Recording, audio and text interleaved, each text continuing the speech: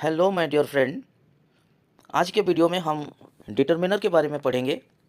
और डिटर्मिनर जो है, कोई भी इंग्लिश का सेंटेंस हम जब लिखते हैं तो जब नाउन हम लिखते हैं तो नाउन से पहले कुछ ऐसा वर्ड रहता है जिसे हम डिटर्मिनर कह सकते हैं। डिटर्मिनर के बारे में आज हम जानेंगे, लेकिन उससे पहले जो आर्टिकल्स रहते हैं, जैसे कि हमें पता है कि 3 आर्टिकल है इंग्लिश में, ये 3 A N and the. Article को पहले समझते हैं, उसके बाद डिटर्मिनर जाएंगे। ये ए और एन जो है, इसे हम कहते हैं इनडेफिनाइट आर्टिकल, और दी जो है इसे हम कहते हैं डेफिनाइट आर्टिकल्स।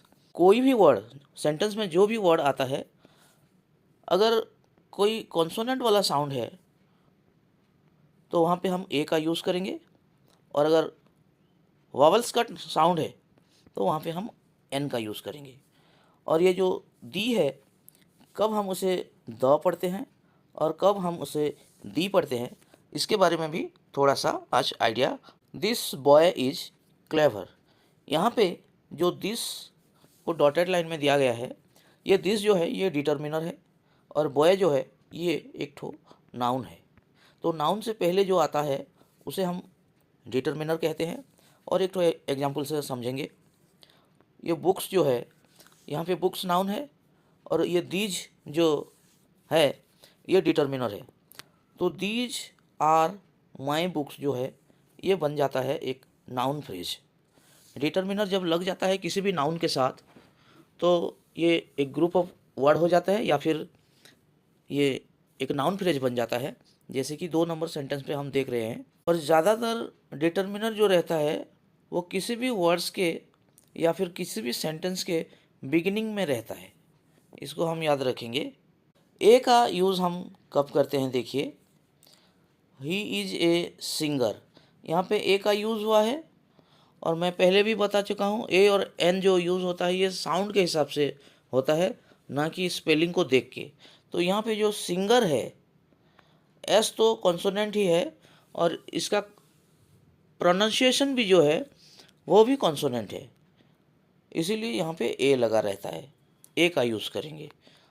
और एक तो देखिए 2 नंबर में, दिस इज ए यूनिवर्सिटी। देखिए यूनिवर्सिटी का स्पेलिंग में पहले यू आया है, लेकिन वावल होते हुए भी यहाँ पे हम एन का यूज़ नहीं करते हैं, ए का यूज़ करते हैं, क्योंकि यूनिवर्सिटी जो है इसका जो साउंड है वो वाई से निकलता है।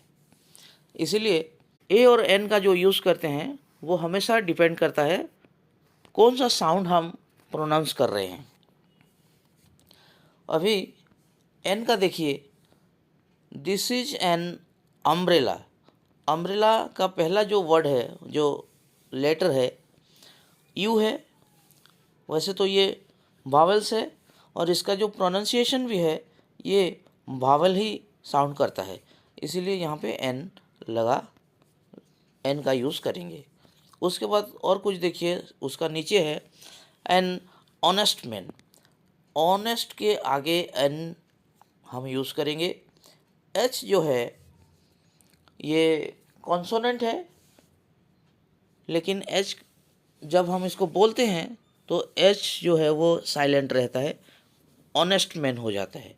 तो ऑनेस्ट जो है ये वावल जैसे साउंड करता है, इसीलिए उसके सामने में हम एन का यूज़ करेंगे।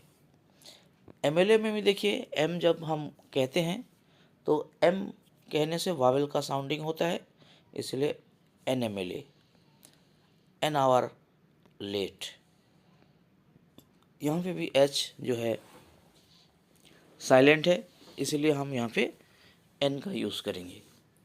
द और दी का जो कंफ्यूज रहता है उसको थोड़ा देखेंगे। यहाँ पे लिखा गया है द बॉक्स, इसे हम पढ़ेंगे द बॉक्स। बॉक्स का जो स्पेलिंग है बी है पहले, वो एक कॉन्सोनेंट है, और उसका जो साउंड है वो भी कॉन्सोनेंट वाला साउंड है, इसीलिए यहाँ पे द बॉक्स होगा।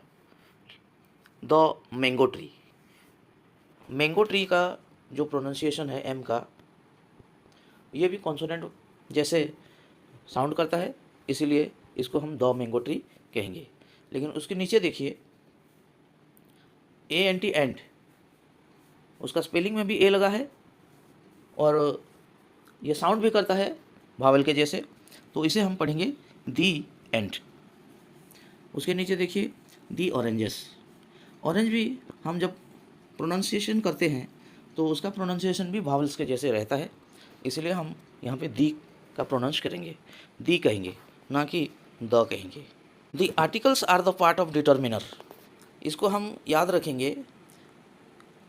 आर्टिकल मतलब ए, एन और दी जो है ये भी नाउन से पहले जो रहता है, इसलिए हम इसको डिटर्मिनर का एक पार्ट ही समझेंगे। मैं आशा करता हूँ ये वीडियो हमारे स्टूडेंट्स के लिए यूज़फुल रहा है।